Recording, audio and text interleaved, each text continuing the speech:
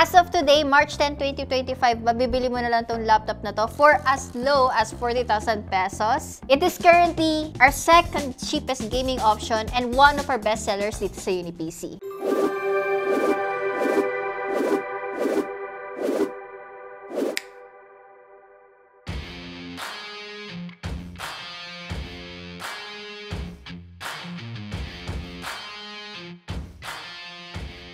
This is the Acer Nitro V R2M0. And if you ask the internet right now kung okay ba bilhin tong laptop na to, yes, if limited lang talaga yung budget mo, and no, dahil napaka-limiting talaga ng laman yung GPU to be used in the long run. And as much as I like this laptop, I do agree with those comments. So yung cheapest Acer gaming laptop natin dito offers a Ryzen 5 7535HS processor, 8GB of 4800MHz DDR5 memory, 4GB VRAM ng RTX 2050. While maganda yung price to performance ratio nung nilagay nilang processor dito, I'd understand na napakalaking turn off nung kanyang GPU. Bukod sa hanggang 4GB lang yung kanyang VRAM, mababa lang din yung kanyang power cap. 45 watts lang yung maximum niya. Check nyo tong ano nyo, power brick niya maliit lang. So, maliit at magaan. So, warranty and manual. Tapos, yan lang laman nating box. Very, very simple. So, ito yung pinakabagong version ng Nitro V15 laptops. Yung pinanggalingang design nito, may mga patterns na nakalagay dito sa kanyang lid. Iba rin yung itsura ng kanyang hinge. And then, logo lang ni Nitro on black. Ayan. Very minimalist. Gawa pa rin naman siya sa plastic as most budget gaming laptops are, pero it is surprisingly a lot more rigid than expected. Kaso nga lang, yung finish niya, masyadong obvious sa kanya yung fingerprints. So, tabi ka na lang ng wipe sa iyo kung gusto mo laging malinis yung laptop mo. Mabubuksan mo yung kanyang top lid with just one hand with no effort at all, which is saying nice things about the hinge. Wala rin masyadong flex ang ating screen, which is nice. It doesn't go all the way to the back kasi the screen acts as an elevation para sa ilalim, para mas malawak yung kanyang breathing space. Maayos yung build quality niya, guys, which is surprising kasi madalas yun yung unang nako-compromise sa mga chipipay, sa mga murang gaming laptops. Look ko, walang masyadong flex pati yung kanyang keyboard panel. So here's how it looks like sa loob. Two fans are over here, magkadikit, with 3 heat pipes. We'll see later if enough na ba yan to prevent the thermal throttling. There's an extra slot for the RAM na pwedeng upgrade up to 32GB. There's also another slot for an additional M.2 right here. Yung Wi-Fi chip card niya is a Wi-Fi 6. Pwede mong palitan yan kung gusto mo na mas mabilis, and powering our laptop is a 57Wh Li-on battery, which is pretty much the standard sa mga low-powered gaming laptops like this. Maayos din yung kanyang I/O selection. Halos lahat nakalagay dito sa kaliwa. Meron tayo, of course, yung charging port niya, Ethernet port, HDMI, dalawang USB 3.2, USB-C that also supports power delivery and display. Tapos dito sa kanan, dito yung kanyang audio combo jack and another USB 3.2.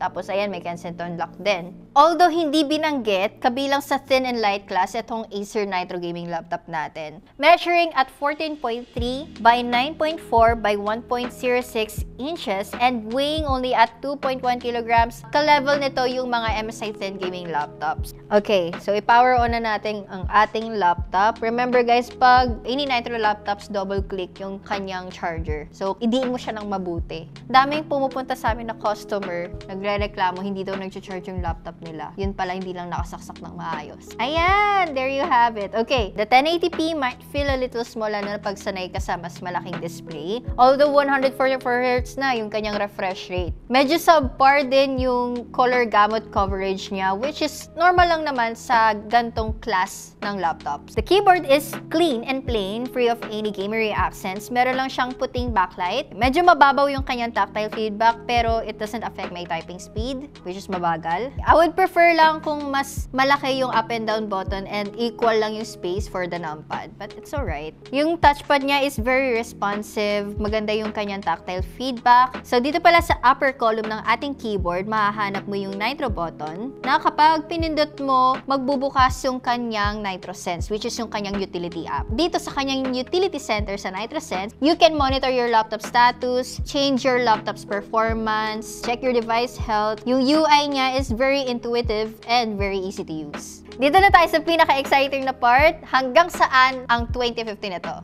We are to test on both balance and performance mode sa gaming profile with fans on auto. For AAA games, bukod sa 2050, malaking limiting factor niya din yung kanyang nag-iisang 8GB na RAM. Or, especially for low-end laptops like this, dapat naka 16GB na. Dahil dyan, our R2M0 is struggling to run some games on high settings, kaya nagtest muna tayo sa medium settings unless kaya niya on a much higher setting. We would also show you kung anong magiging difference sa kanyang performance pag dadagdagan mo to ng another 8GB RAM, which by the way, makukuha mo ng libre if sa mismong store ka namin bibili ng laptop na to. Nandito tayo ngayon sa office. Naghanap ako ng volunteer na kaya maglaro ng Valorant. And si Sir yung tumanggap. Tingin ba ako pag Sir, ano nang rank po sa Valorant? Diamond 2 po. Anong ibig sabihin nun? Saktong taas lang po. Saktong mababa. Ito lang yung pinakamasayang OT na nagawa. Hindi pa siya bayad dito. Ayan. Oh, sige.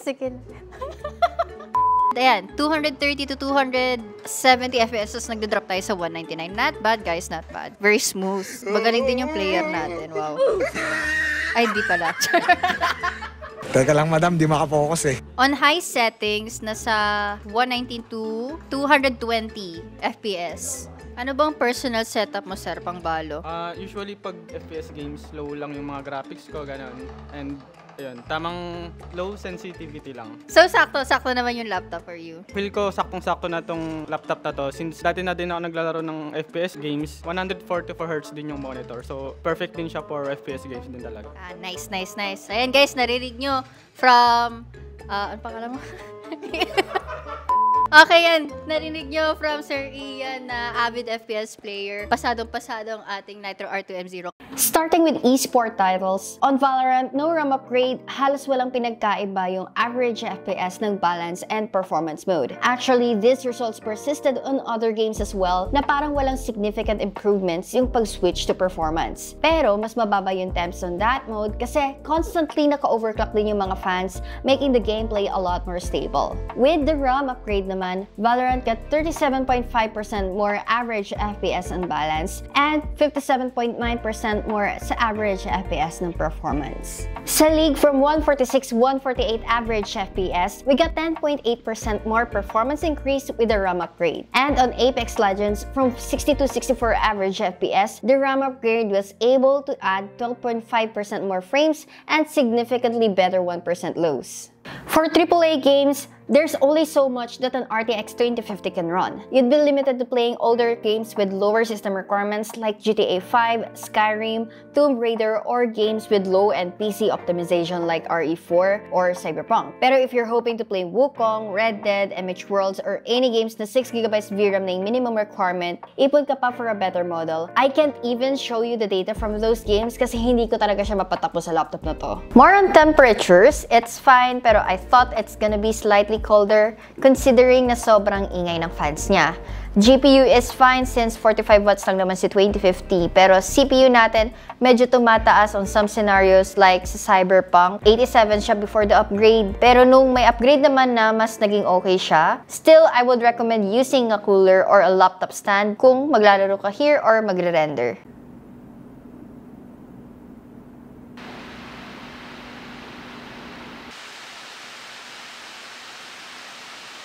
So this is how the camera looks like.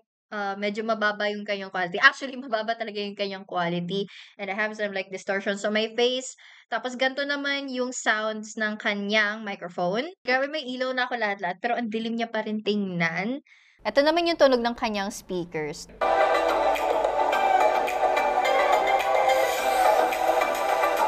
Okay, so yan naman yung tunog ng kanyang speaker. Malakas siya, pero ayun, kulang ng bass. Medyo malata pa rin yung tunog. I suggest if hindi ka satisfied sa speaker quality nito, gamit ka na lang ng headphones or external speakers. For battery life, we actually got a decent 5-hour runtime with YouTube playback habang may nag-run pang ibang apps sa likod. Not bad na guys sa ganitong presyo. Napaka-decente na nung 5 hours. Let's be real, if you mostly play AAA games or mas complex na yung rendering or video editing projects mo, this is not the laptop for you. I suggest that you get the more upgraded version nito. But if you mainly play esport titles, older games, mga retro games, or CAD student ka pa lang, nagsisimula ka pa lang sa iyong editing career, hindi ka natalo sa laptop na to. I actually expected less sa laptops na to kasi kasing presyo niya na yung mga office laptop na mas less yung features. Dito, dalawa na yung fans mo, 144Hz pa yung screen, upgradable pa. Responsible use and contain TLC, this laptop would actually serve you well until need mo na talaga mag-upgrade. By the way, we've developed a basic scoring metric for our gaming laptops para mas matulungan ka pa sa pagpili. From now on, gagamitin na natin to sa ating mga video vlogs. And our score for the Nitro R2M0 is 70.1. Yung breakdown niya ay nasa description. Para pala sa nanalo ng ating Lenovo Gaming headset from our last vlog. Congratulations! Ayan po yung pangalan ninyo. Pa-replyan na lang po ng aming reply sa inyong comments to claim your prize. Ay, hindi ko nabanggit guys yung previous na to. Napakaganda. Pag bumili ka nga sa aming store, meron pa siyang free upgrade ng 8GB RAM, free MS Office, free na backpack of course, and then keyboard and mouse. Again, I am Ate Uni PC. Thank you so much for watching this vlog. Sana nakatulong ako. I hope to see you on our next video. Bye-bye!